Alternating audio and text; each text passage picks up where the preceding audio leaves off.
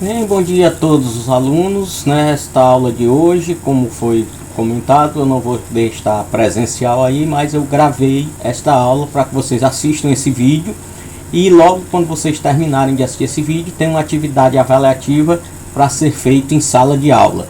Tanto esse vídeo como a atividade avaliativa estão postadas lá no Classroom, então vocês vão poder assistir esse vídeo quantas vezes vocês quiserem para tirar a dúvida de vocês, né, e se prepararem já para a prova. Então, nesse momento nós iremos começar a nossa aula. Então, logo o vídeo acabe, vocês irão começar a atividade, né? Quando o vídeo acabar, vocês informam a Janúbia para que ela possa disponibilizar a atividade. Embora esteja ali no Classroom, se alguém não tiver o celular no momento, pode falar lá com a Janúbia, que eu creio que ela vai resolver. Não sei se ela vai imprimir essa atividade para vocês, mas ela vai resolver a situação de vocês. Então vamos para a nossa aula de hoje.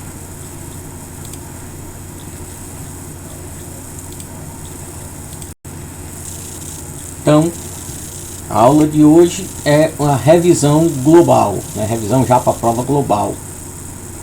Resumo do conteúdo que nós vimos nesse bimestre e a atividade avaliativa no caderno. Vocês vão pegar as questões aí, responder no seu caderno e no final da aula entregar aí para a Janúbia, que ela vai receber e passar para mim para que eu corrija. Isso vai valer a nota de trabalho de vocês de 0 a 10. Então, revisando a harmonia das funções reprodutivas. Alguns hormônios especiais e esteroides têm grande importância no processo reprodutivo, né? Então, alguns hormônios e os hormônios que são relacionados ao processo reprodutivo são chamados de esteroides anabolizantes. Os hormônios são moléculas responsáveis por ativar e controlar diversos processos no corpo humano, como o metabolismo, né? Como é que você come, como é que você processa os alimentos, o crescimento e a sensualidade, a sexualidade. Portanto, eles são indispensáveis para o organismo. O sistema endócrino é responsável pela produção e secreção dos hormônios através de estruturas chamadas glândulas endócrinas, que secretam os hormônios na corrente sanguínea. Uma das funções controladas pelo sistema endócrino é exatamente a reprodução e a sexualidade humana. A seguir veremos as glândulas do ser humano responsáveis pelo controle da reprodução da espécie. Então tá aí, nós temos várias glândulas ali, hipotálamo, hipófise, a tireoide, mas as glândulas responsáveis, as glândulas sexuais é o hipotálamo, a hipófise, os ovários na mulher e os testículos no homem. Testículos e ovários são glândulas sexuais humanas. A hipotálamo e hipófise, embora não sejam diretamente glândulas sexuais, o hipotálamo controla a hipófise controla várias funções do corpo, mas entre essas funções que essas duas glândulas que ficam no cérebro controlam está a questão reprodutiva e sexual. Hipotálamo e hipófise. Hipotálamo produz hormônios que estimulam e inibem a secreção de outros hormônios produzidos pela hipófise, isto é, atua na regulação do funcionamento dessa glândula. Como a hipófise é a principal glândula de controle metabólico e reprodutivo, podemos afirmar que o hipotálamo ativa a regulação do metabolismo e do libido do corpo humano, né? O libido é o desejo sexual. A hipófise encontra-se ligada ao hipotálamo. Essa glândula produz uma série de hormônios que irão atuar na coordenação de diversas funções do corpo, inclusive na produção de gametas e no ciclo menstrual feminino. Ou seja, é responsável pela coordenação do metabolismo humano e reprodutivo. Sendo assim, pode ser considerada a principal glândula endócrina humana, pois controla o metabolismo e assim o ritmo de vida do corpo. Os hormônios sexuais da hipófise é a prolactina, PRL, que em conjunto com outros hormônios estimula o desenvolvimento das glândulas mamárias e, em caso de gravidez, a produção de leite. Os ovários. Então aqui a glândula sexual da hipófise só não é a prolactina, que ela vai estimular o desenvolvimento das glândulas mamárias e, em caso de gravidez, a produção de leite. Os ovários. Os ovários são glândulas do sistema genital feminino que produz os hormônios sexuais femininos, o estrógeno e a progesterona. Então os ovários ficam aqui no abdômen da mulher, nessa parte aqui chamada do baixo ventre, e eles ficam, são dois ovários, um do lado direito, outro esquerdo, né? Eles ficam aqui no final da tuba uterina. Tem a vagina, o colo do útero, o útero, aí a tuba uterina. No final da tuba uterina direita e no final da tuba uterina esquerda tem um ovário. Então a mulher tem dois ovários. E a função deles, entre outras coisas, é produzir os hormônios estrógeno e progesterona. O estrógeno é responsável pelo desenvolvimento dos órgãos genitais femininos, além do desenvolvimento das características sexuais secundárias femininas, como o formato arredondado do corpo e o desenvolvimento da mama. Então o estrógeno, ele desenvolve os órgãos sexuais femininos e também na puberdade ele vai criar os caráteres sexuais secundários das mulheres. A progesterona atua na preparação das glândulas mamárias para a produção de leite materno em conjunto com a prolactina e no preparo do útero para a gravidez em conjunto com o estrógeno. Então a progesterona, ela prepara a mulher para uma gravidez se ela engravidar, preparando as glândulas mamárias, preparando o útero. Os testículos são glândulas dos genitais masculinos que secretam o hormônio sexual masculino, a testosterona. A testosterona é responsável pelo desenvolvimento e manutenção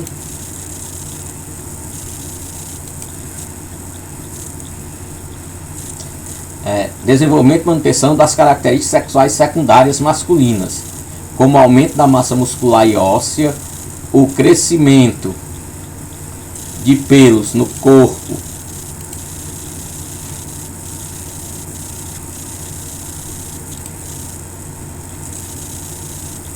e o engrossamento da voz, sendo responsável ainda pelo controle dos processos de gametogênese masculina, ou seja, formação do gameta masculino, formação dos espermatozoides.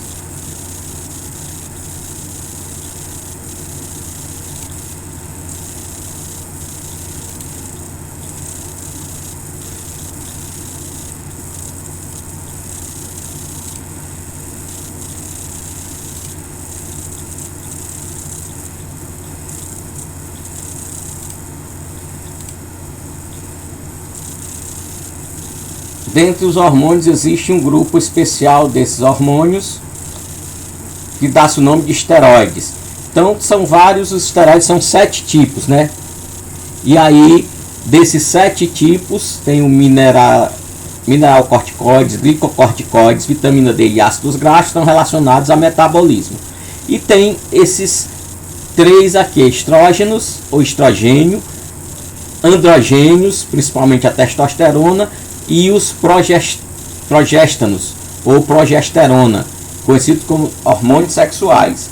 Então os esteroides anabolizantes responsáveis pela parte sexual do corpo humano é o estrógeno ou estrogênio, os androgênios, principalmente testosterona, e os progestanos ou progesterona. Dentre os hormônios existe um grupo especial dessas substâncias no qual se dá o nome de esteroides, né? A gente já viu isso aí. Hormônios sexuais. Hormônio sexual é uma substância química secretada por uma gônada, ou seja, uma glândula sexual. E são eles estrógeno e progesterona pelo ovário feminino e a testosterona pelo testículo masculino. Essas secreções são lançadas no sangue no período da puberdade, a partir de estímulos do hipotálamo, que leva a hipófise a liberar 2 hormônios, o FSH, folículo estimulante, e o LH, o hormônio luteinizante, mais conhecido como gonadotrofinas. Então o FSH e o LH são conhecidos como gonadotrofinas. Gônadas é glândulas sexuais. E trofinas quer dizer ativar, então são ativadores das glândulas sexuais. A secreção desses dois hormônios varia sua intensidade de acordo com o sexo e a fase de vida do indivíduo. Então, o indivíduo, antes da puberdade, esses hormônios não são secretados. A partir da puberdade, eles começam a ser secretados e vão aumentando o nível, até por volta dos 20 anos chegar no seu nível máximo. E aí, a partir dos 30 anos, eles começam a decair até deixarem de ser secretados novamente. Enquanto feto, a produção desses hormônios acontece do 2º ao 5º mês de gravidez. Cai vertiginosamente após o nascimento e permanece suspensa durante toda a infância, voltando a ser secretada durante a puberdade. Então veja bem, esses hormônios eles são gerados do 2º até o 5º mês de gravidez para gerar os órgãos sexuais do bebê. Depois eles param de ser secretados, só voltam a ser secretados na puberdade. E aí eles vão passar por várias fases, crescente e depois decrescente. Então,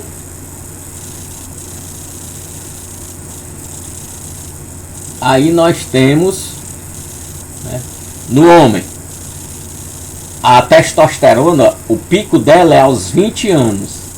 Então, ela é secretada até o 5º mês de gravidez, depois tem uma suspensão, tá vendo esse lado pontilhado?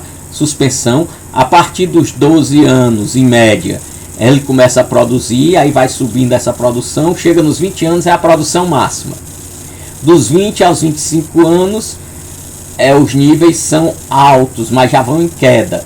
A partir dos 40 anos, é uma queda mais acentuada e se mantém estável até por volta dos 50 anos, onde tem uma nova queda acentuada até os 60 anos, se estabiliza por um tempo. A partir dos 80 anos ele cai até deixar de ser produzido. No caso da mulher, o estrógeno, ele é gerado até o 5º mês, depois deixa de ser gerado. A partir dos 12 anos, esse estrógeno começa a aumentar a sua produção. O homem tem o pico de testosterona aos 20 anos. A mulher vai ter o pico de estrógeno por volta dos 30 anos. E aí ele decai rapidamente por volta dos 55, 60 anos. Ela entra na menopausa. Aqui seria a menopausa para a mulher, 50, 60 anos. E entre 75 e 80 anos, a andropausa para os homens. Então veja que existe um desnível. O homem está no auge da sua vida sexual aos 20 anos, enquanto a mulher só chega a esse auge aos 35. O homem mantém um vigor sexual até perto dos 75 anos. A mulher, por volta dos 50 anos, ela já perde seu vigor sexual. Hormônio folículo estimulante, FSH, é um hormônio presente nos dois sexos, que tem como principal função controlar o processo da gametogênese, ou seja, a criação dos gametas. Em mulher, sua ação nos ovários estimula o amadurecimento do folículo, né, que vai formar o óvulo, local onde o óvulo é mantido até ser liberado para fecundação e a secreção de estrógeno, continuidade ao processo ovulatório. Nos homens, a sua ação nos testículos estimula as espermatogônias, células que darão origem aos espermatozoides. Hormônio luteinizante, LH, também é um hormônio presente nos dois sexos. Nas mulheres adultas, o LH, além de aumentar a produção de estrógeno, ele leva à ovulação, formando o corpo lúteo, estrutura responsável pela produção da progesterona, hormônio que desencadeia as características sexuais secundárias e conserva o endométrio, mucosa uterina, em caso de gestação. Então esse LH é ele que vai deixar a mulher preparada para uma gravidez. Se ela não engravidar no seu período fértil, esse hormônio cai a produção dele e aí o útero se desfaz, entrando no período chamado menstruação. Nas meninas, durante a puberdade, entre 12 e 15 anos, o LH faz surgir os pelos pubianos e nas axilas, o crescimento dos seios, alargamento do quadril, o aumento do tecido adiposo e início do ciclo menstrual, a primeira menstruação, a menarca. Então, esse LH ele vai ser responsável pelos caracteres sexuais secundários. No homem ele atua somente na puberdade. Na mulher ele vai atuar na puberdade e vai continuar atuando porque ele também vai regular a gravidez.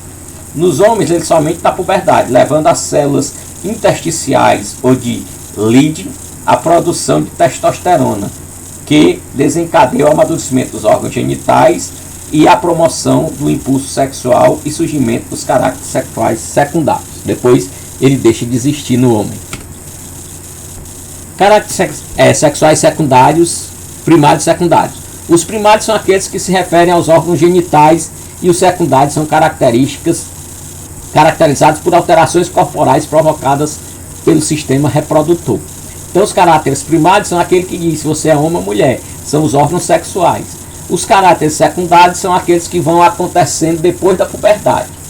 Nos meninos, na fase da puberdade, entre 13 e 16 anos, se manifesta através do aparecimento de pelos em várias partes do corpo, como pubis, axilas, rosto, alargamento dos ossos dos ombros, desenvolvimento do pomo de Adão, o famoso gogó, né? Aumento da massa muscular, engrossamento das pregas vocais e aumento dos órgãos genitais e capacidade de ejacular. Nas meninas, se caracteriza pelo arredondamento e alargamento dos quadris, desenvolvimento das mamas, surgimento de pelos nas axilas e no pubis e início da ovulação com o advento da primeira menstruação, chamada menarca. A menarca é a primeira menstruação, marca a entrada da menina na vida adulta, sinalizando o início do seu ciclo reprodutivo. Após menarca, o ciclo menstrual feminino acontece de forma bastante irregular, podendo ocorrer a menarca e o ciclo se interromper por alguns meses e retornar novamente. Também pode haver, nesta fase iniciais, menstruações irregulares com períodos variados, menores ou maiores que o período médio normal de 28 dias. Porém, em um prazo de 3 a 6 meses, o ciclo se regula naturalmente. Se isso não ocorrer, a menina mulher deve procurar o médico especialista, o ginecologista. Então a menarca ela vem, pode ser a primeira menstruação, e aí a mulher pode continuar menstruando, a menarca pode vir e ela passar alguns meses sem menstruar e depois a menstruação voltar. Também pode acontecer que o ciclo ficar muito irregular. Geralmente esse processo de irregularidade do ciclo menstrual, ele vai da menarca até de 3 a 6 meses. Se passar disso, é bom visitar um ginecologista para ver se não tem nenhum problema. Testosterona. A testosterona é o principal hormônio masculino, sendo responsável por características como o crescimento da barba, engrossamento da voz e aumento da massa muscular, além de estimular a produção de espermatozoide, sendo diretamente relacionado com a fertilidade masculina. A testosterona é um andrógeno, hormônio masculino, ou seja, é um esteroide anabolizante masculino, produzido preferencialmente nos testículos e responsável pela diferenciação sexual. Ou seja, ele diferencia as características do homem das características da mulher. Tradicionalmente está relacionado ao desejo sexual masculino e à potência sexual, mas também tem atuação em diversos órgãos e sistemas no organismo. Seu declínio está relacionado a alterações físicas e psíquicas nos homens, associado ao envelhecimento e até chegar à andropausa. A testosterona é um hormônio fundamental no processo de produção do espermatozoide, na espermatogênese e de seu amadurecimento. Os hormônios exclusivamente femininos são a prolactina, produzida na hipófise da mulher, e o estrógeno, e a progesterona, produzida nos ovários. A prolactina, PRL, é um hormônio produzido na hipófise e está diretamente relacionado ao aleitamento. O nome já está dizendo prolactina, lacte de leite, pró a favor. Então é um hormônio que gera leite. Podemos identificar um aumento nos seus níveis sanguíneos, a hiperprolactinemia. Então esse é um dos exames de sangue que é para ver, para analisar se a mulher está grávida. Quando ela está grávida, aumenta os níveis de prolactina, porque ela vai desenvolver, vai começar a produzir leite. Estrógeno ou estrogênio. O estrógeno, também conhecido como estrogênio, é um hormônio produzido da adolescência até a menopausa, pelos ovários, tecido adiposo, células da mama e ossos e glândula adrenal. Então, o estrógeno não é só nos ovários, não. Além dos ovários, ele é produzido pelo tecido gorduroso, que é o adiposo, pelas células da mama e ossos e glândula adrenal. que é responsável pelo desenvolvimento dos caracteres sexuais secundários da mulher. A progesterona. Progesterona é um hormônio produzido pelos ovários, que tem um papel muito importante no processo de gravidez, sendo responsável por regular o ciclo menstrual da mulher e preparar o útero para receber o óvulo fertilizado, evitando que seja expulso pelo corpo. Então aqui nós temos a gametogênese, gameta, hormônios sexuais, células sexuais, e gênese, criação. Então como é que é formado as células sexuais? No homem, o processo de gametogênese recebe o nome de espermatogênese, esperma, espermatozoide, e gênese, criação. Então o testículo, ele desenvolve uma estrutura, uma célula chamada espermagônia, que é uma célula diploide, que tem 46 cromossomos. Desses 46, um par é o par X e Y. Essa espermatogônia vai formar o espermatócito primário, também diploide, com 46 cromossomos, tendo o cromossomo sexual XY. E aí, esse espermatócito ele se divide em dois, chamados espermatócitos secundários. Ele tinha 46 cromossomos, cada um dos dois da divisão vai ter 26 cromossomos, e aí eles podem ter um cromossomo sexual X ou um cromossomo sexual Y. Quem determina o sexo do bebê é o homem, porque o homem ele tem cromossomos sexuais XY, a mulher só tem um par de cromossomos sexuais X.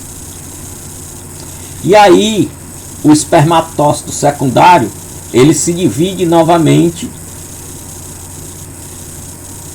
no processo chamado espermogênese. E na espermogênese ele vai formar 4 espermagônias haploides com 23 cromossomos, podendo ter um cromossomo X ou um cromossomo Y. E aí cada uma dessas espermagônias vão formar um espermatozoide. Cada espermatozoide tem 23 cromossomos, podendo ser o cromossomo sexual X ou Y. Então nós vamos ter no processo de divisão de um espermatócito, nós vamos ter 4 espermatozoides, 2 espermatozoides X e 2 espermatozoides Y. No caso da mulher, o ovário libera um ovócito, que é dioico, 46 cromossomos, sendo que o cromossomo sexual é XX. Aí, esse ovócito primário vai formar um ovócito secundário, que vai formar um ovócito folicular com 46 cromossomos e o sexual XY. E no final de todo esse processo, ele vai gerar um óvulo com 23 cromossomos e um cromossomo sexual X. Então tá aí a gametogênese normal. Fecundação. A fecundação é a união de 2 gametas, o masculino e feminino. A partir dessa união acontecem divisões celulares necessárias para desenvolvimento embrionário. Então tem um óvulo que ele tem X, um óvulo com um cromossomo sexual X, um espermatozoide que pode ser X ou Y. Se o espermatozoide X fecundar o óvulo, vai nascer uma mulher, que vai ser XX. Se o espermatozoide Y fecundar o óvulo, nascerá um homem XY. Aqui é o zigoto, que é gerado. Entretanto, para que a fecundação seja possível, anteriormente existe a gametogênese, que é o processo de formação e desenvolvimento de células especiais para a reprodução. Na mulher ocorre a ovulogênese, ou seja, a criação do óvulo.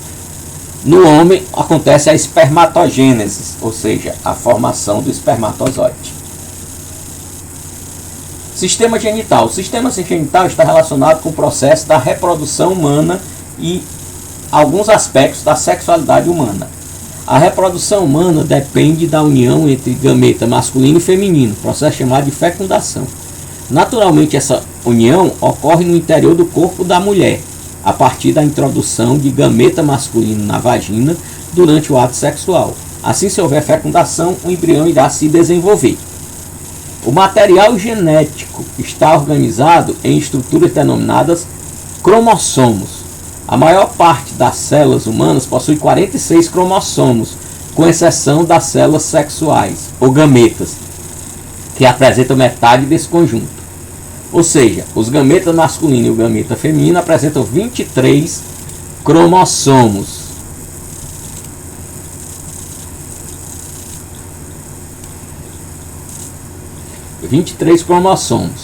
Só após a fecundação forma um zigoto com 46 cromossomos, que vai juntar 23 cromossomos do óvulo com 23 cromossomos do espermatozoide.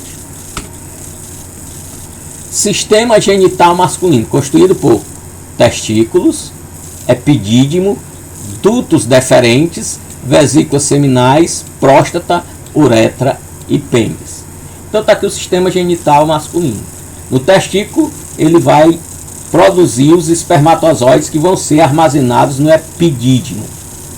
Na hora da excitação sexual, esses espermatozoides que estavam armazenados no epidídimo, eles vão através do duto deferente até a próstata. Na próstata, eles recebem o líquido seminal que vem da glândula seminal e vão pela uretra até a glande do pênis, aonde sai e entra na vagina. Os testículos são as glândulas masculinas, produção, né? Testículos, glândulas masculinas, responsável pela produção de gametas, que são os espermatozoides. Secretam testosterona, hormônio sexual masculino também. O epidídimo, localiza-se acima dos testículos, armazena e amadurece os espermatozoides, até que ocorra a ejaculação, ou seja, até que eles sejam colocados para fora do corpo. Na ejaculação, os espermatozoides passam por o duto ejaculação, dutos musculares, dutos ou canais deferentes, que parte cada um de um epididimo. Os dutos deferentes se unem no duto da vesícula seminal, onde o espermatozoide se mistura ao sêmen, formando o duto ejaculatório. No duto ejaculatório, os espermatozoides recebem as secreções produzidas pelas glândulas seminais. O duto ejaculatório se abre na uretra, um canal comum para eliminar urina e fluidos ejaculado, localizado ao longo do pênis. Apesar de nos homens a uretra ser um canal comum ao sistema urinário e genital, a eliminação de urina e de sêmen não pode ocorrer ao mesmo tempo. Na uretra, o espermatozoide recebe as secreções da próstata e pelas glândulas bulborretrais. Então tem duas glândulas aqui, ó, essas glândulas aqui são as bulborretrais, que juntamente com a próstata jogam uns líquidos para ajudar a expulsão dos espermatozoides. O pênis é um órgão constituído de massas de tecidos, uretra, glande e prepúcio. As massas de tecidos são os corpos esponjosos, localizados mais internamente envolvendo a uretra, e os corpos cavernosos, localizados lateralmente. Na excitação sexual, os espaços entre as massas de tecido são preenchidos por sangue, fazendo com que o pênis fique ereto. A ereção do pênis é necessária para sua penetração na vagina durante o ato sexual. O pênis é responsável por introduzir os espermatozoides no corpo da mulher. Então, ó, tem aqui a uretra, por onde passa a urina e por onde passa os espermatozoides, e aí tem essas estruturas aqui chamadas corpos cavernosos. Aqui ele se enche de sangue na hora da ereção, fazendo com que o pênis fique ereto. A próstata se localiza na região inferior da bexiga urinária. Sua secreção dá o aspecto leitoso do sêmen e contém substâncias importantes para a síntese de energia utilizada pelos espermatozoides, além de substâncias com ação contra bactérias. As glândulas bulborretais localizam-se abaixo da próstata, ao redor da uretra. Sua secreção é alcalina, ou seja, é ácida, o que também auxilia a neutralização dos ácidos da urina que podem estar presentes na uretra. Além disso, durante a excitação sexual, secretam um muco lubrificante. Em condições normais, o volume ejaculado do sêmen é de 2,5 a 5 ml, sendo em cada mililitro contém 50 a 1.500 milhões de espermatozoides. Então, de 2,5 a 5 mililitros, cada um 50 a 150 milhões de espermatozoides. Sistema genital feminino. Então, sistema genital feminino. Sistema genital feminino é constituído por 2 ovários,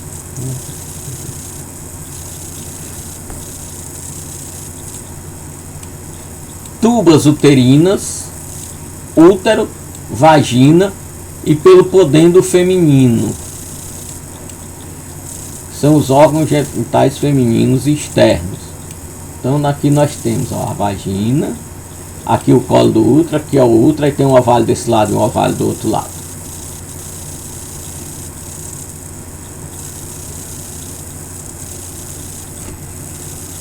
Os ovários são as gônadas, ou seja, as glândulas sexuais femininas, isto é, as estruturas responsáveis pela produção dos gametas femininos, os ovócitos. O ovário também produz e secreta estrógeno e progesterona, hormônios sexuais femininos. O estrógeno é responsável pelo desenvolvimento dos órgãos genitais.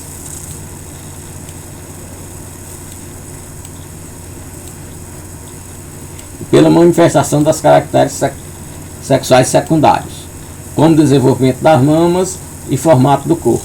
Em conjunto com o estrógeno, a progesterona atua na preparação do útero para a gravidez.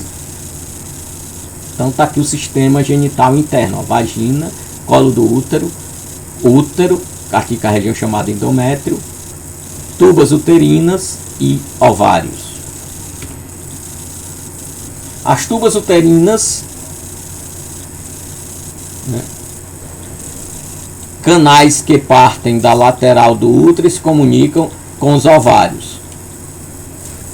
O útero é o órgão que abriga o feto durante a gravidez.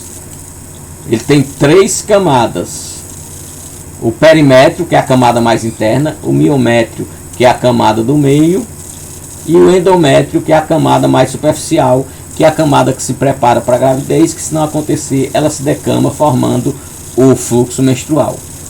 O perimétrio é a camada externa de proteção, o miométrio é a camada intermediária, constituída por tecidos musculares, cujas contrações auxiliam o nascimento do bebê e no momento do parto.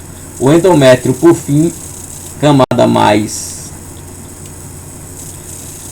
interna, onde o futuro embrião se aloja e dá início à gravidez. Quando não há gravidez, parte do endométrio descamam, resultando na menstruação. O útero pode ser dividido nas regiões fundo, corpo e colo. Então o útero, aqui é o fundo do útero, aqui é o corpo do útero e a entrada dele aqui é chamada de colo do útero. Os órgãos genitais externos são denominados de pudendo. Pudendo feminino ou vulva. Então está aqui o pudendo feminino.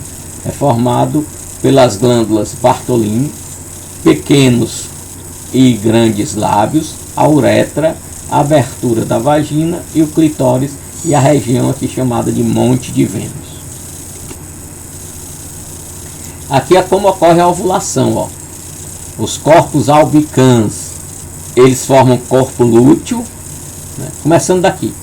Folículo primordial. Um folículo primordial, ele vai formar um óvulo primário. Esse óvulo primário vai formar um folículo primário. que vai se desenvolver formando um óvulo secundário, que é um folículo maduro. Esse folículo maduro ele se rompe e vai liberar o corpo lúteo. E o corpo lúteo vai formar um corpo albicans, que vai formar um óvulo. Acostumado a nos referir à vagina como genital feminino, ignoramos o fato que somente a parte interna do órgão é a vagina, sendo parte externa denominada vulva, e esta por sua vez é formada por 5 regiões. Então, os grandes lábios é a região mais externa, os pequenos lábios a região mais interna, o clitóris é uma dobra de tecido que fica bem na junção dos grandes e pequenos lábios, é o responsável pelo prazer da mulher, o orifício uretral ou a uretra, por onde a mulher urina, e o ósseo orifício vaginal, por onde a mulher tem relações.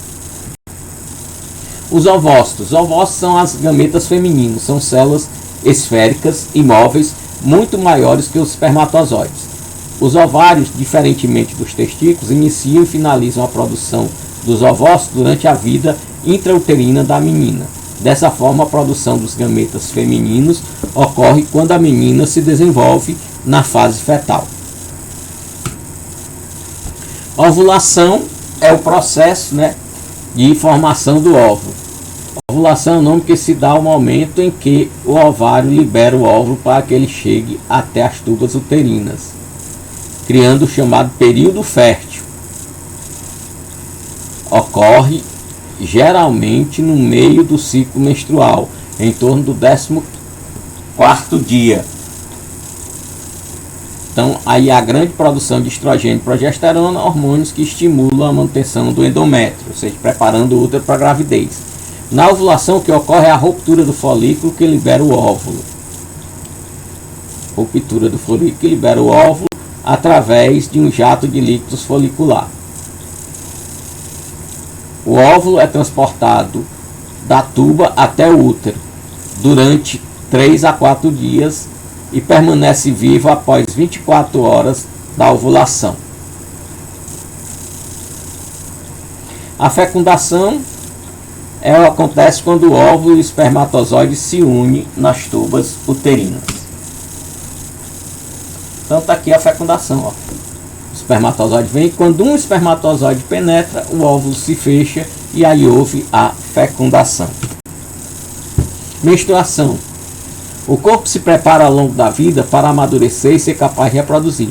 Quando isso acontece, o corpo da mulher torna-se capaz de todo mês liberar um óvulo para a fecundação.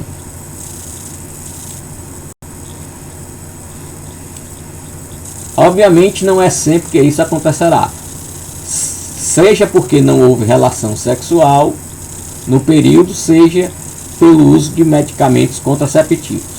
Assim, o óvulo que foi liberado, não sendo fecundado, será expelido. Desta forma, grande parte das células do endométrio se destaca e, juntamente com o sangue venoso, é expelido do útero para o exterior através da vagina.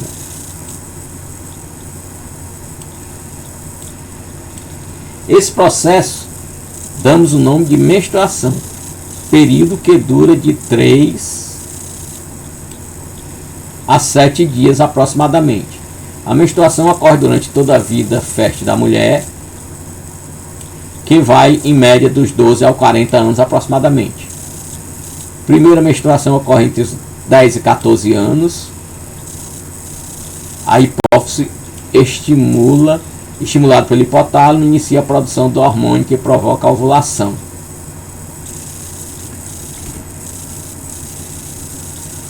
Então a gestação é quando nessa região aqui,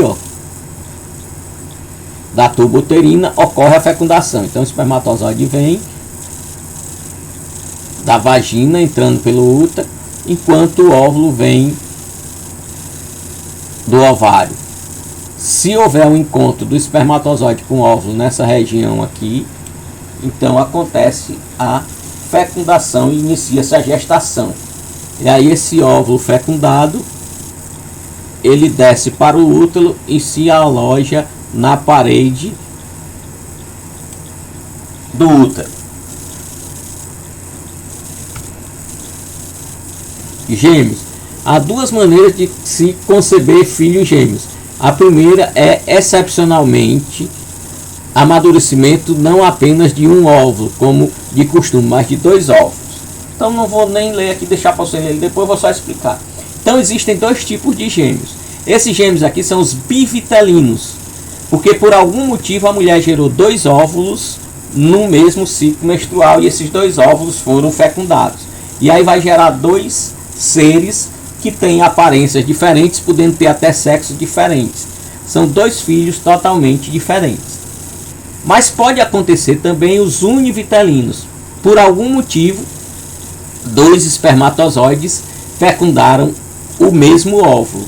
Aí nesse caso nós vamos ter gêmeos idênticos, univitelinos. Eles têm o mesmo sexo, têm aparências quase iguais, porque foram gerados do mesmo material genético.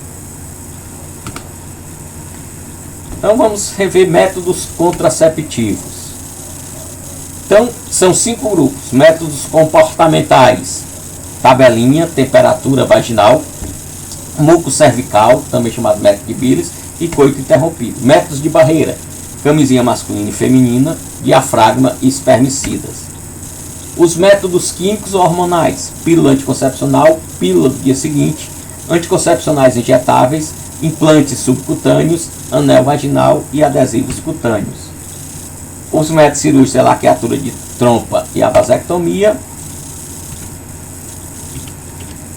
E o meio dispositivo intrauterino DIU.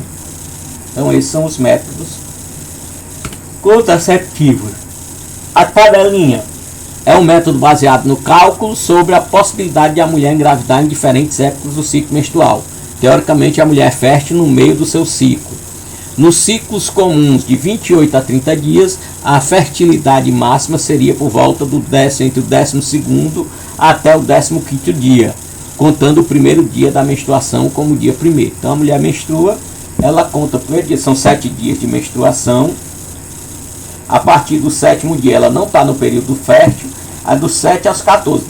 Do 12º dia até o 15º ela estaria no período fértil. Depois do 15º dia ela não está no período fértil até chegar nos 28 dias, quando vai menstruar novamente. Temperatura vaginal ou basal é o método em que a mulher todo dia de manhã vai colocar um termômetro na vagina e ver a temperatura. No dia que a temperatura tiver um aumento, ali marca o início da sua ovulação. O aumento da temperatura é resultado da elevação dos níveis de progesterona, que tem efeito termogênico. Termotemperatura, gênico é de aumentar, então efeito de aumentar a temperatura. Método de Billey, o muco cervical, né? O muco cervical é um líquido que sai pela vagina da mulher. Quando ela não está no período fértil, esse líquido é como se fosse água. A partir que ela entra no período fértil, ele fica um líquido viscoso. Se a mulher pegar esse líquido aqui entre os dedos, ela vai fazer essa linha aqui. Então todo dia de manhã a mulher coleta com a mão, antes de se levantar, um pouco do muco e vê qual é a textura dele. No dia que ele tiver com a textura de clara de ovo, é o dia que começou o seu período fértil. Método do coito interrompido é quando o homem tira o pênis da vagina antes da ejaculação.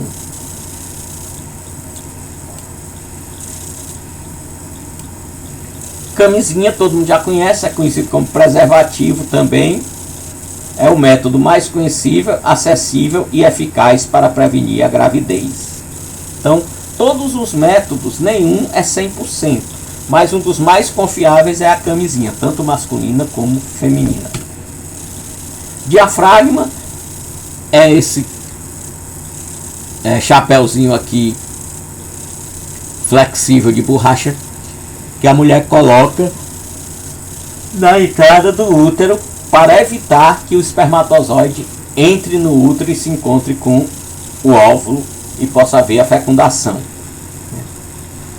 Ele deve ser colocado de 15 a 20 minutos antes da relação e deve ser tirado no máximo até 12 horas da relação sexual.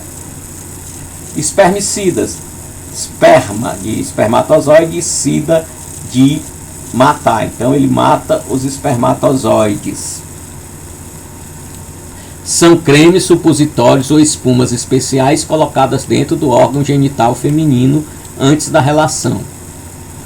Contém substâncias químicas que matam os espermatozoides. Então tem poucas contraindicações. Somente para mulheres alérgicas é que ele não pode ser usado. Então ele tem um aplicador, a pomada bota dentro do aplicador, a mulher coloca o aplicador lá no fundo da vagina e joga o espermicida. Geralmente ele é usado junto com o DIU para ter junto com o diafragma para ter mais eficiência. Dispositivo intrauterino são esses dispositivos aqui em formato de T, que eles são colocados lá no fundo do útero, e aí essa estrutura aqui ela balança, matando os espermatozoides ao mesmo tempo que tem substâncias espermicidas no seu corpo e vão ajudar a matar o espermatozoide, não deixando que eles entrem nas tubas uterinas. Pílula do dia seguinte. Pílula e pílula. Então existem diferentes tipos de pílulas. Tem as pílulas anticoncepcionais e as pílulas do dia seguinte. Essas pílulas são métodos hormonais, elas têm hormônio dentro dela e esses hormônios eles vão manter os níveis de estrógeno e progesterona altos, evitando que a mulher entre no período fértil e ovule. Se ela não ovula, não vai ter como engravidar. A pílula do dia seguinte é um método emergencial. É só no caso de esquecimento da pílula, no caso de estupro ou no caso da mulher não ter relação e não estar se preparando para não ter uma gravidez. Ele apresenta alguns riscos e só pode ser usado de modo excepcional. Tá aí a pílula anticoncepcional. A cartela tem esse jeito aqui, ó. Esse período aqui, 1, 2, 3, 4, 5, 6, 7. Esses 7 comprimidos dessa parte vermelha são os mais importantes, que eles são tomados no período fértil da mulher. Cada um desses comprimidos eles têm uma dose de hormônio, começando aqui do primeiro. Então esses primeiros a dose de hormônio é bem baixa e vai aumentando. Esses aqui são as doses de hormônio mais altas que tem, depois eles começam a diminuir, e aqui esses aqui já é para o final do ciclo menstrual. Então quando a mulher menstrua, ela suspende essa cartela e depois ela volta a tomar novamente. Existe uma pílula para cada dia. Se a mulher esqueceu, ela não vai tomar essa pílula que ela esqueceu, ela vai tomar a da frente. E a pílula do dia seguinte está aí, ela tem uma cartela com 2 ou com 4 pílulas. Anticoncepcionais injetáveis é a mesma coisa dos anticoncepcionais da pílula, só que em vez de ser tomado via oral, eles são através de uma injeção intramuscular, dentro do músculo. Implante subcutâneo é um implante que é colocado embaixo da derme, embaixo da pele da mulher, e aí ele passa um tempo produzindo os hormônios que não deixam a mulher ovular. Ele é de alta eficácia com longa duração. O dispositivo é feito de material plástico especial e apresenta 4 cm de comprimento e 2 cm de diâmetro. Pode ser caracterizado como um medicamento de liberação prolongada, inserido de forma invasiva na hipoderme. Invasiva porque é preciso fazer uma pequena cirurgia, um corte, coloca ele lá dentro, depois dá 1 ou 2 pontos. Anel vaginal é um anel de silicone, tá aí o formato dele, e ele é colocado no colo do útero, e aí esse anel tem substâncias, os mesmos hormônios que tem na pílula e nos anticoncepcionais injetáveis, que ficam sendo jogados dentro do útero.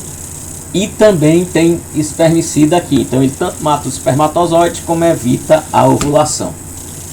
É um anel plástico ou de silicone envolvido por um gel contendo hormônios, estrógeno e progesterona que inibem o amadurecimento do óvulo, evitando a gravidez. Os adesivos cutâneos.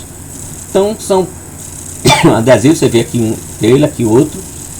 É como se fosse aqueles salompas. Então eles são colocados aqui na virilha, ou aqui nas costas, no ombro aqui, ou no braço, ou aqui na região lombar. E aí esse emplásticozinho tem hormônios que ficam sendo jogados no corpo da mulher, evitando a ovulação. Laqueadura de trompas é um método cirúrgico, onde as trompas são cortadas e costuradas. Com isso, não tem como haver o contato do espermatozoide com o óvulo. Veja que o óvulo está aqui, os espermatozoides estão aqui, não tem como eles entrarem em contato, portanto não tem como haver fecundação. O outro método cirúrgico é a vasectomia, no qual o médico faz uma pequena incisão no saco escrotal, puxa o canal deferente para fora, corta um pedaço desse canal deferente e costura as outras duas partes. Esse método não é muito confiável porque os espermatozoides eles são produzidos pelos testículos, mas existem outras possibilidades de produção dos espermatozoides. Discutindo infecções sexualmente transmissíveis. As ISTs são transmitidas principalmente por contato sexual sem o uso de camisinha com uma pessoa que esteja infectada. Algumas ISTs podem apresentar sintomas, tanto no homem quanto na mulher. Isso requer que se fixe sexo sem camisinha. Fizerem sexo sem camisinha, procure um serviço de saúde para consultar um profissional de saúde prioritariamente. Então, ISTs são transmissíveis e se as pessoas fazem sexo, sem camisinha, com parceiros variados, é bom que ela sempre vá procurar ajuda médica para fazer exames para ver se não contraiu nenhuma do ST. Essas doenças, quando não são diagnosticadas e tratadas a tempo, podem evoluir para complicações graves, como infertilidade, câncer e até morte. O tratamento da IST melhora a qualidade de vida do paciente e interrompe a cadeia da doença. Então, estar doente é diferente de estar infectado. Por isso, o nome foi mudado de DST para ISTs. Porque infecção sexualmente transmitível quer dizer que a pessoa pode ter o problema e não ter sintomas e estar transmitindo para outras pessoas.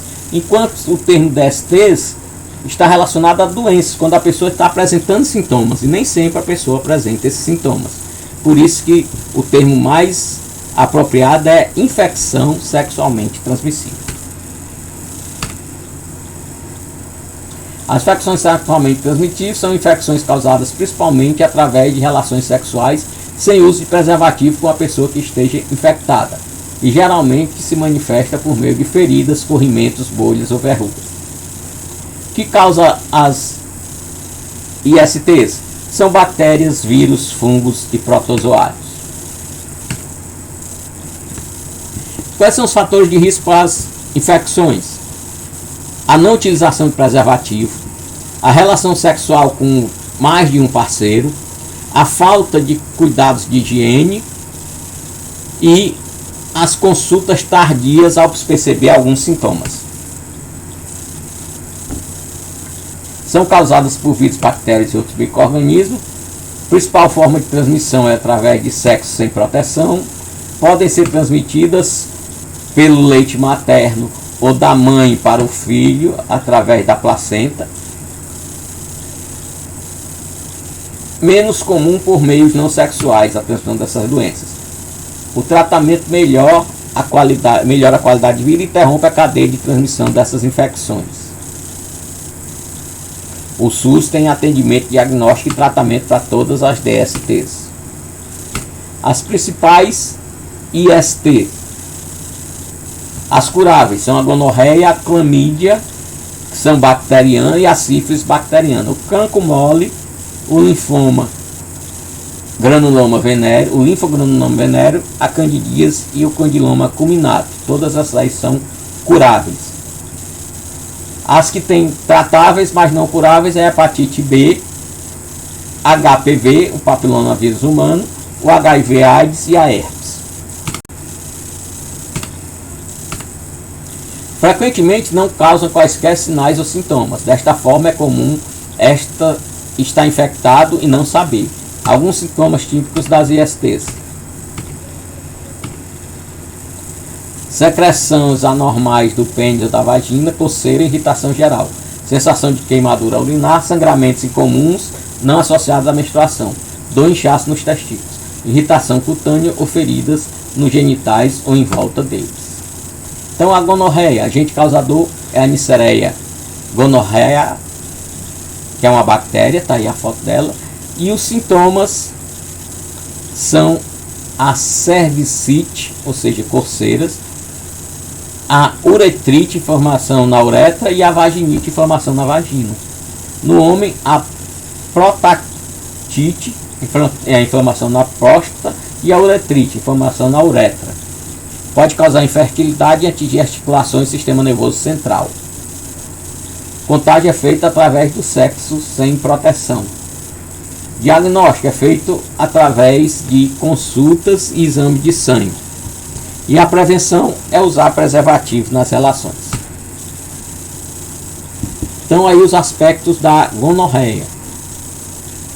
Vai sair pus pela uretra, porque tem uma inflamação da uretra, e pode causar uma conjuntivite.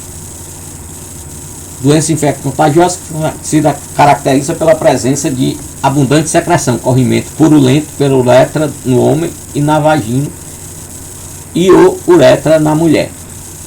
Este quadro frequentemente é precedido por prurido, coceira na uretra, e distúrbio, ardência ao urinar. Em alguns casos pode ocorrer sintomas gerais como a febre. Nas mulheres os sintomas são mais brandos ou podem estar ausentes. Então, sintomas é a uterite gonorreia, que é a inflamação da uretra, a blenorragia, que é sangramento pela uretra, e a fogagem. O período de incubação é de 2 a 10 dias. Então, a pessoa leva de 2 a 10 dias para apresentar os primeiros sintomas. Clamídia, causado pela Chlamydia trachomatis, que é uma bactéria. Sintoma são quase os mesmos, são os mesmos sintomas da gonorreia.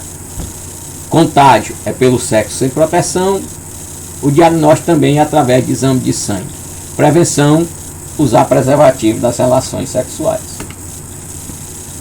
E aí o aspecto da clamídia, ele tem esse aspecto de bolhas, parecido com assaduras ou queimaduras nas regiões genitais, tanto no pênis como no pudene. A sífilis é o Treponema palladium, que é uma bactéria. Pode apresentar várias manifestações clínicas de diferentes estágios. Então tem a sífilis primária, secundária, latente e a terciária. No estágio primário e secundário da infecção, a possibilidade de transmissão é maior. Então a sífilis, ela é interessante que ela vai e volta. Então ela vai em estágio primário, aí param os sintomas, aí a pessoa passa algum tempo sem sentir nada, depois vem os sintomas secundários, depois vem os sintomas terciários, e assim vai. Então ela vai ciclando várias partes, e tem horas que você pensa que está curado e de repente ela surge. Contágio é através da relação sexual e pode ser transmitida durante a gestação ou parto. Então a mulher, toda gestante no pré-natal, ela tem que fazer exame para saber se tem sífilis, para que ela seja tratada para não transmitir para o bebê. Se não for tratada, ela vai transmitir para o bebê através da gestação. O diagnóstico é feito pelo SUS através do TR de sífilis, o nome do teste, que é feito no exame de sangue. O tratamento é feito com antibiótico, especialmente a penicilina. E a prevenção é usar preservativo antes das relações. Aspecto da sífilis: ela vai causar feridas aqui na vagina ou no pênis, na fase primária. Na fase secundária, essas feridas elas atingem palma das mãos e planta dos pés. Na fase terciária, elas se alastram pelo corpo, podendo atingir até dentes, boca e língua. Cancro mole. Agente causador é a Haemophilus ducreyi. É um cocobacilo, um bacilo em forma de coco, que se agrupa em cadeias. Então tá aqui, ó. São esses bacilozinhos redondos e eles formam essas estruturas aqui. A proporção é de 20 casos em homens para 1 caso em mulher. Quando não cuidado no início, pode provocar deformações locais por cicatrização em baixo relevo. O nome popular é cavalo de buraco, cancroide ou cancrela. Contágio por relação sexual, período de incubação 2 a 5 dias, não tem tratamento específico. O diagnóstico é intuitivo, por eliminação com base no formato das feridas.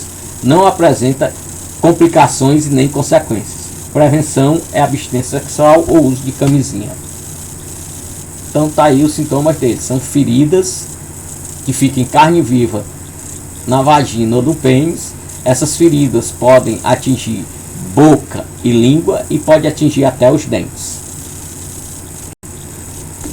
Cancro duro, formado pelo treponema paládio, pode causar aborto, natimorto, ou seja, bebê nascer morto, parto prematuro, baixo peso, bebê nascer com baixo peso, endometrite, ou seja, inflamação do endométrio pós-parto, infecções peri e neonatal, sífilis congênita, neurosífilis e problemas cardiovasculares. O período de incubação é de 1 semana a 3 meses para aparecer os primeiros sintomas. O contágio é através de relação sexual ou transfusão de sangue contaminado. E transplacentário, através da mãe para o filho através da placenta. O diagnóstico é por VDRL e PCR, exame de sangue, e o tratamento é com antibióticos. A prevenção a gente já sabe, é o uso de preservativos. E aí ele se caracteriza por feridas parecendo queimaduras com ponta de cigarro no pênis ou em volta da vagina. Candidíase. Essa candidíase ela é uma doença que, embora seja sexualmente transmissível, mas ela pode ser causada por outros motivos. Falta de higiene, ou então quando a mulher, principalmente mulheres, quando elas estão com a imunidade baixa. Agente causador é a Candida albicans, que é um microbiota, que é um fungo. A prevenção, uso de preservativos nas relações sexuais, abstinências sexuais e ter uma boa higiene. Contágio, relações sexuais ou por ambientes ou contaminados, como banheiros e piscinas, por exemplo, ou roupas contaminadas. O tratamento nos casos não complicados é feito com comprimidos, pomadas ou óvulos vaginais de antibióticos. Nos casos complicados, o tratamento é feito com maior frequência e quantidade maior de antibióticos. Os esquemas de tratamento local ou oral apresentam eficácias semelhantes, que raramente ultrapassam 90%. Então, o tratamento local é passando pomadas, tratamento oral é tomando comprimidos. O diagnóstico é ambulatorial com confirmação por exame PCR. Então, o aspecto da candidíase é esse, ó. Irritações como se fossem queimaduras ou assaduras na glande do pênis, em volta da vagina. Em casos mais graves, a formação aqui de esporos, ó, no interior do canal vaginal e no colo do útero, podendo, se não tratado, aparecer feridinhas na boca e na língua. Tricomoníase. Agente causador é o Trichomonas vaginalis. Na mulher, os sintomas são coceira intensa na vagina, corrimento amarelado de odor desagradável e ardor a urinar. O processo inflamatório intenso na vagina e no colo do útero pode facilitar a penetração do HIV no organismo. Nos homens, geralmente, os sintomas podem ficar ocultos durante semanas ou aparecer na forma de pequenas irritações no pênis e ardor a urinar. Contágio por relações sexuais ou por ambientes e objetos contaminados. O tratamento é local e oral com antibiótico, ou seja, com pomadas e comprimidos. Diagnóstico ambulatorial com confirmação por PCR, exame de sangue. A preservação, uso de preservativos. Então, o aspecto, ele vai causar corrimentos vaginais esbranquiçados, irritação do colo do útero, aqui é o colo do útero da mulher, ó, fica irritado. No homem, ele causa irritação no pênis, e se tiver o prepúcio, esse prepúcio ele afina, ficando difícil do homem ter relações. Donovonose ou granuloma ingual. A bactéria Climatobacterium granulomatis, nome popular úlcera venérea, Donavani. Conceito: doença progressiva caracterizada por lesões e úlceras indolores. Acontece mais na pele e mucosa das regiões genitais. Sinais ou sintomas, manifestações clínicas. São úlceras de bordas planas com fundo áspero, de aspecto vermelho vivo e sangramento fácil. Então eu bem aqui, ó, na mulher, ó, em torno do ânus, no homem ao longo do pênis ou em torno da vagina, né? São úlceras, pequenos ferimentos em carne viva que sangram. Contágio através da relação sexual. Tratamento é feito com antibiótico e o diagnóstico é por PCR, exame de sangue. A herpes genital, HSV1 e HSV2 são os agentes, né? São duas bactérias. O herpes simples vírus é causado por dois tipos: HSV1, que ocorre mais em lesões dos lábios, face e regiões expostas à luz solar, e HS2, que predomina na região genital. Ele pode causar aborto, natimorto, parto prematuro, baixo peso do nascimento, endometrite, ou seja, inflamação do endométrio por próstata, infecção perineonatal, vulvite, ou seja, inflamações na vulva, vaginite, inflamações na vagina, cervicite, inflamação no ânus, ulcerações genitais e proctite, inflamação do reto. Nome popular: herpes febril, bolhas, gotas de orvalho. Contágio, relações sexuais, diagnóstico. Diagnóstico é exame de sangue, e o tratamento é feito com medicamentos que controlam a ação do vírus e com aplicação de pomada sobre as bolhas. Então é caracterizado por bolhas ao longo dos lábios vaginais ou ao longo do pênis e em volta do ânus. Condiloma acuminato, HPV, para esse tem uma vacina, né? Agente causador é o papiloma vírus humano, o HPV. Também conhecido como essa doença como jacaré, jacaré de crista, crista de galo, verruga genital. Pode causar câncer de colo de útero e vulva e mais raramente câncer de pênis e também de ânus. Período de incubação: semana ou anos. Contágio: contato sexual íntimo, mesmo que não ocorra penetração vaginal ou anal, o vírus pode ser transmitido. Diagnóstico e tratamento: melhor tratamento é a prevenção através de vacina, podendo ser tratado ainda por antibióticos. Diagnóstico é por exame de sangue. Prevenção: foram desenvolvidas duas vacinas contra os tipos de HPV mais presentes no câncer do colo de útero. Essas vacinas, na verdade, previnem contra a infecção por HPV.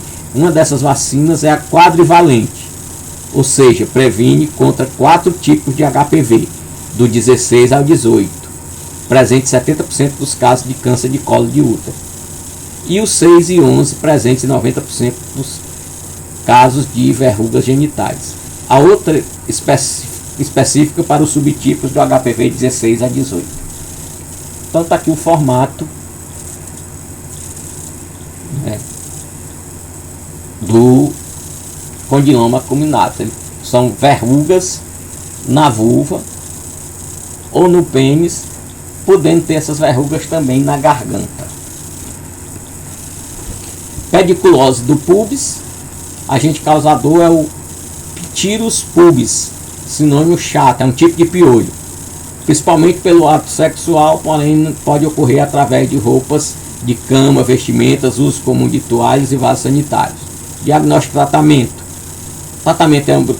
O diagnóstico é ambulatorial por exame físico e o tratamento é local com drogas inseticidas, né, passando pomadas ou algum spray para matar esses bichinhos. A prevenção é uma boa higiene, sexo seguro com preservativos, não compartilhar roupas com outras pessoas. E aí está aqui o aspecto desses piolhozinhos nos pelos. Eles começam nos pelos genitais, mas pode se espalhar pelo corpo. Infecção por Gardnerella. Agente causador é o Gardnerella vaginalis. Conceito: é uma bactéria que faz parte da flora vaginal, não é unicamente transmissível sexualmente. Então, essas bactérias, elas normalmente toda mulher tem, mas quando ela entra num período em que ela baixa a imunidade, essas bactérias podem causar problemas. É uma bactéria que faz parte da flora vaginal, não é unicamente sexualmente. Pode transmitir infertilidade, endometrite, ou seja, inflamação do endométrio, ruptura prematura de membranas. Período de incubação de 2 a 21 dias. O contágio geralmente é primário na mulher e sexual no homem. Então, a mulher, ela é quem gera, quando está com a imunidade baixa, essa contaminação, e pode contaminar por via sexual o homem. O diagnóstico é ambulatorial, confirmado por PCR. Tratamento é local, com pomadas e cremes específicos. A prevenção é evitar o contato com as secreções do doente, evitar parceiros que exalem mau cheiro, evitar múltiplos parceiros, utilizar preservativos em todas as relações, lave bem os genitais com água e sabão e prevenir é a melhor solução. A hepatite B. Então tem 3 tipos de hepatite. 2 são não sexuais e a hepatite B, ela é sexual. É transmitida pelo vírus da hepatite, o HBV, que é esse aí. Prevenção: uso de preservativos e vacinação. Contágio: relação sexual desprotegida ou transfusão de sangue. O tratamento da hepatite B varia de acordo com a fase da doença, sendo recomendado na hepatite aguda a relação de repouso, hidratação e cuidados com a dieta, enquanto que na hepatite crônica o tratamento normalmente é feito com remédios prescritos pelos hepatologistas, infectologistas ou clínico geral. E há casos que é necessário uma transfusão de fígado. Então nós temos aí um fígado normal e um fígado com hepatite. E um dos sintomas é os olhos olhos e pele amarelados. AIDS, o HIV. Agente causador é o HIV, Human Immunodeficiency Virus, ou vírus da imunodeficiência humana, com 2 subtipos conhecidos, HV1 e HV2. A AIDS, ela não mata, o que mata são as doenças oportunistas, como a tuberculose e determinadas pneumonias, algum tipo de tumores, como certos linfomas e o sarcoma de Kaposi, distúrbios neurológicos. Ela tem um período de incubação de 3 a 10 anos entre o contágio e o aparecimento dos sintomas sugestivos de AIDS. Contágio pode ser feito pelo sangue, por líquidos grosseiramente contaminados por sangue ou seus derivados, por sêmen, secreções vaginais e leite materno. O diagnóstico da infecção por HIV é feito por meio de exame laboratorial, que utiliza o sangue ou fluido oral do paciente. O tratamento do HIV/AIDS não garante a cura da infecção e baseia-se no uso de medicamentos que inibem a replicação do vírus. O uso desses medicamentos é importante para controlar a infecção e também para retardar a progressão para a AIDS. Conceito: é uma síndrome, ou seja, é uma variante de sintomas e manifestações causada por infecção crônica do organismo humano pelo HIV. O vírus compromete o funcionamento do sistema imunológico humano, impedindo de executar sua tarefa adequadamente, que é a de protegê-lo contra agressões externas por bactérias, outros vírus, parasitas e mesmo por células cancerígenas. Em português, AIDS recebe o nome de SIDA, Síndrome da Imunodeficiência Adquirida. Em inglês, AIDS, Acquired Immunodeficiency Syndrome. Prevenção para AIDS: utilização de preservativos em todas as relações, redução do número de parceiros, utilização de seringas e agulhas descartáveis, testagem do sangue antes de transfusões.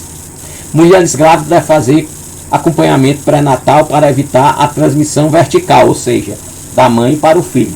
Profissionais da área de saúde devem sempre estar atentos às normas de biossegurança. O HIV pode ser transmitido das seguintes formas: pela relação sexual sem preservativo, pelo contato com sangue da pessoa infectada, ou da mãe para o filho através do cordão umbilical ou do parto.